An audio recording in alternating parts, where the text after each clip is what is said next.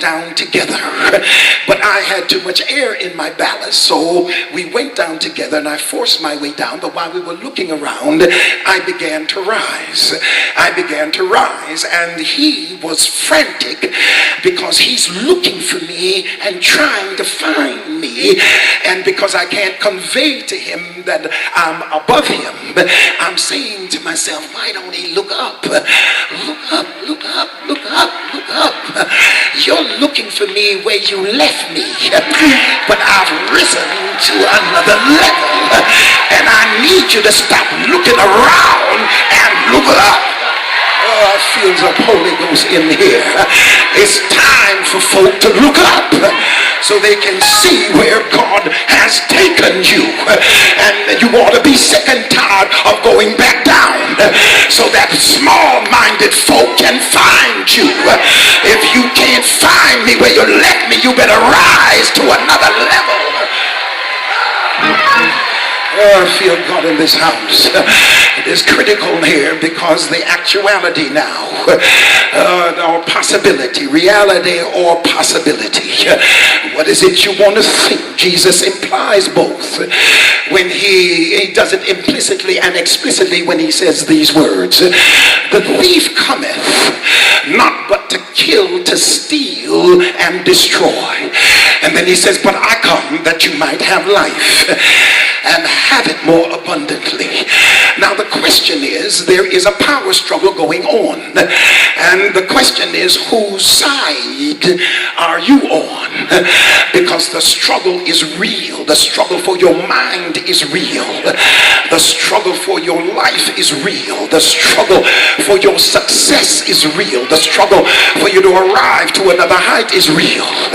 And it's either you have a consigliere in your camp who is for victory, or you have somebody in your camp that is just waiting around to destroy. And that's what Jesus said. He said the thief came but to steal, rather to kill and to destroy. But I come that you might have life and have it more abundantly. In other words, Jesus is saying, wherever the devil is to attack you, I am there to deliver you. And now who will you choose? Wherever anything is negative around you, I promise you I have filled your space with something positive.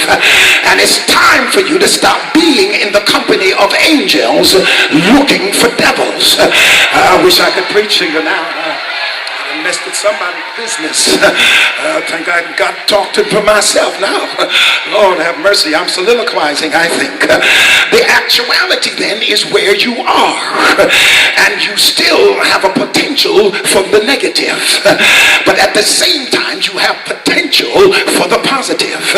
It all depends on which corner you decide to reside in. If you come into your actuality with praise, you're praising God because you realize he's got the power for your potential. I'm praising you over the possibility. I'm anxious because I'm with you, and I know that you're a creator and a mover. So I'm anxious to see where you and I are going to go from here, because I just believe that you and I are going to do great things that will completely bring me out of the negative of my past. Because Lord, I don't intend to go backward. I intend to go forward with the rest of my life, and anything that's in my life that's not looking forward, bye. I believe somebody the power that is in the dimensions here, because the destroyer has not yet defeated you. Put a pin in that. How long has the boy been going through this? The devourer has not yet defeated you. I hear people say, you know, the devil should have killed me when he had me, but I got away. And that is no theological base to that, because I've been chosen in him before the foundation of the world, which means the devil never really ever had me. Now I sinned like he had me. I smoked dope like he had me. I got high as a Georgia pine like he had me. I was crazy like he had me. But God had his hand on me all the time. And that's why the devil couldn't kill me, or he but I've already done it. Oh, I feel like having church in here. Oh, God. Give somebody a high five for the second time and say, I'm still here. I'm still here. Something right is happening.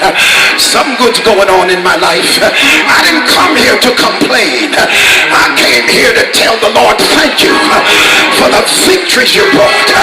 Yes, I've been challenged, but you told me I'll never leave you nor forsake you. And I'm glad you're still here. Oh, y'all rest a little bit. I got some work to do. The destroyer, the counter forces are still prevailing over steal, kill, and destroy.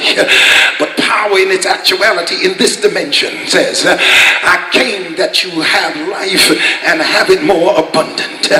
So the power of possibility in this dimension is fighting so viciously to maintain your position. And that's what you do in your mind. You never give up on yourself, because he said, greater is he that's in you than he that's in the world. And you never see the greater. You just believe the greater. And right away it brings you into the phenomenology of power, because power is a phenomenon. And anytime you operate in that space, you know that things are always clashing, and you've got to be on the right side of the clash, because Jesus said, I'm the right side, because no weapon formed against you shall prosper, because it got to come through me. He can't get the wisdom to form the weapon unless he comes through me.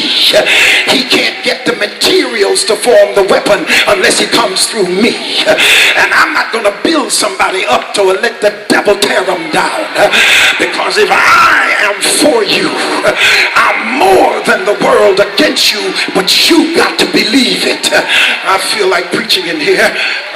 Touch somebody real quick. Tell them, don't lower your expectation. Keep your expectation as high as you ever had them. Don't try to lower your expectation. Touch somebody else and say, that means don't settle. Don't settle. Don't settle. Don't settle. Don't settle. Don't settle. If you want Louboutin, wait for Louboutin. I feel like preaching now. If you want a Gianmarco Lorenzo, wait for Gianmarco Lorenzo.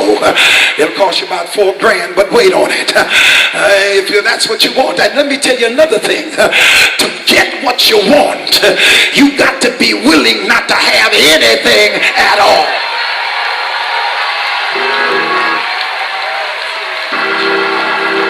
I feel like lifting him up.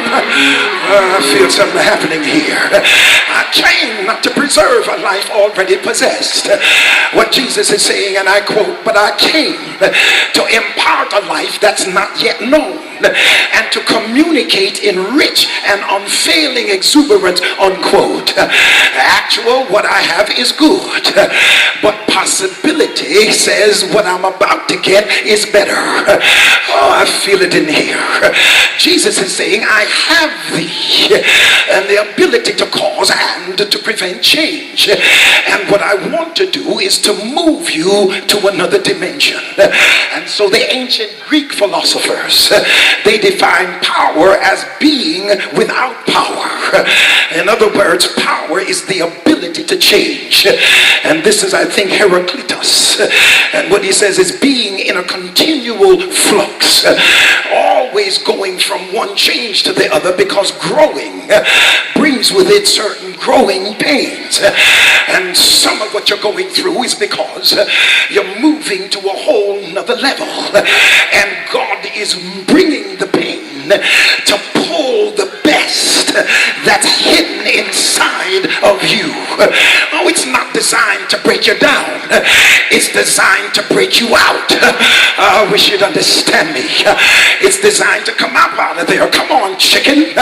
You got to get up out of this egg, and you better peck on it till it breaks, because now the first time you got to use your power is to come out of the space that's been binding you for so many years. You're too big for this space, and you got a whole lot of folk trying to keep you in a space that you don't belong in. I feel it. Do you know how many times I go to a hotel and I call down and say, change the room? And they say, well, Reverend, what's wrong with the room? Ain't nothing wrong with the room, something wrong with the bed. I ain't sleeping on no bed with my legs hanging off the edge. I need a bed big enough to accommodate 6'4". I wish somebody'd understand that.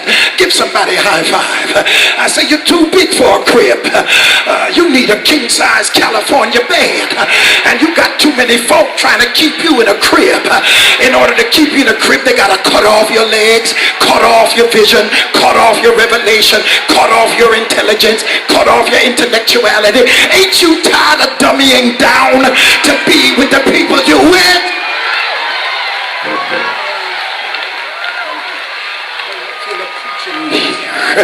And so power now as the power of being. I have become an ontological thinker, and that is, I think the potentiality.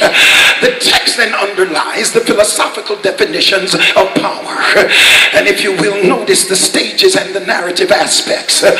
First of all, you've got a father, and the only thing that the father has is a vision of hope. He's just living with expectation. That's why I told you, don't ever lower your expectation and settle for something that's less than the vision you had. Because whenever you start minimizing and devaluating vision, you're on the verge of destruction. Because I heard him say, without a vision, the people perish. It's because you have a vision for your life. Why you got up this morning and decided to come to the house of God. It's because you had a vision for your life. While you shook yourself, wiped your sleepy eyes, and got up and went looking for a job on tomorrow's, because you got a vision for yourself. While you read and better yourself and read self-help stuff, because the vision you have is hope. It's because you got a vision for yourself. While you take what you got and take it to somebody to make it better, and listen to counseling and listen to other people's perspectives, it's because you got a vision for yourself. Because you got a vision for yourself, you dabble into books and you study things that most people don't want to deal with, because you have a vision for yourself. And the worst time is when you're dealing with people who want to ask you, well, why you need to know that, and why you listening to that speaker, and why you trying to go over to that place. It's because I have a vision for myself, and I don't see myself staying in this hole that you have put me in. I see myself as global. I see myself as powerful. I got vision for myself, and I refuse to give up my vision. God, I feel like running in here. Oh God, touch your neighbor, say, my vision is mine, and I'm not giving it up. I'm not giving it up. The next thing he has here is a son that's powerless, and incidentally now we got a devil that's in control. We've got disciples as an association, and surely we got onlookers. Do you see now? And then you've got unlimited resources in Jesus. Now notice the picture. All the father has is a vision, who is bringing a child who is helpless, oh yes, and bringing them to a disciples who are in association with Jesus but don't have his power. And what Jesus is saying to them is, how can you be with me and not know who you're with? Touch your neighbor and say, do you know who you're with? Do you know who I am? Do you know what I can do? Do you know what I have the capacity for? Don't downgrade me. Don't devalue me. You ought to esteem me and appreciate that you're standing right by the anointed one, the Christos, the mighty God in flesh. And if you can be with me, you ought to believe in something. Feel the power of the living God. Y'all excuse me right about now, but I feel like having church. I feel like lifting him up to another dimension. And now we have to